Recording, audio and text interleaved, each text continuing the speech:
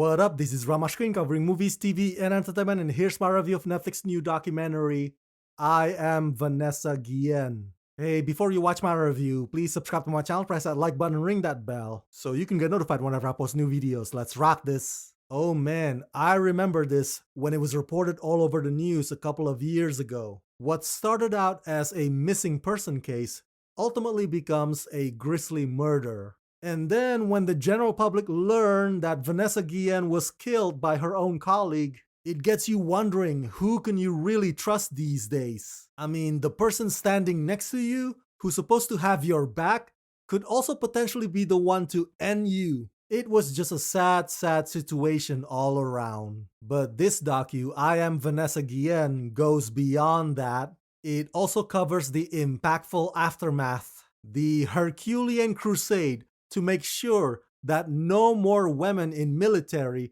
would suffer the same tragedy that Vanessa Guillen did.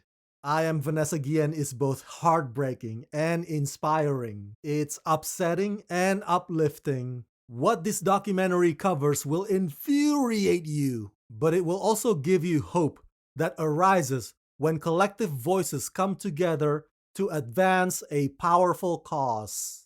Directed and produced by Christy Wegener, in I Am Vanessa Guillen, when a young Mexican-American soldier vanishes from a US Army base, her family leads an international movement to find her and expose ongoing corruption within the military ranks. Vanessa Guillen always dreamed of joining the US Army, but after reporting being sexually harassed at Fort Hood, Texas, she disappeared. After a 2-month search, her remains were found in a nearby rural area, sparking rage at Army officials and a fight for justice. The film follows Vanessa's sisters, Lupe and Mara, as they carry her name from protests in the streets to the halls of power in Washington, D.C., and offers a behind-the-scenes look at their tenacious pursuit to change a deeply rooted, controversial military justice system. Featuring interviews with family and friends, as well as elected officials like Representative Jackie Spears and Senator Kirsten Gillibrand, I Am Vanessa Guillen is a bracing, candid testament to what a family's love can do, even in the face of unimaginable grief. So this documentary, right off the bat, jumps right into the very thing that every family dreads. The moments and the days that Vanessa goes missing and they have no idea where she is. It's the not knowing that usually gets you, because your mind starts to go to all kinds of fears and possibilities. So the docu begins with that.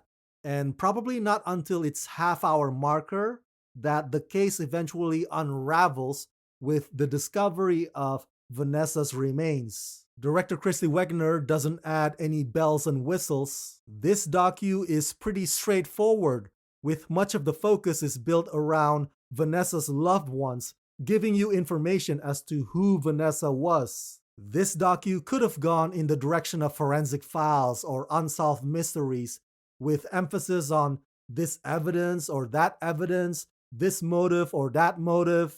But again, that's never really the main focus here. And once it's past the point of detailing the killer and his cowardice outcome, this docu then switches gears to highlighting a movement based on a viral hashtag that became the basis for this docu's title. It's sort of like Me Too, but specifically about women in military who've experienced sexual harassment. The cover-up by Fort Hood is probably the most damning part about all this. Because we live in a nation that tells us to support the troops as if the troops are saints. But they're not saints, are they? They're humans like you and me, capable of wonderful and terrible things. But the goal is not to blanket demonize the military, but to call out evil and corruption when you see one.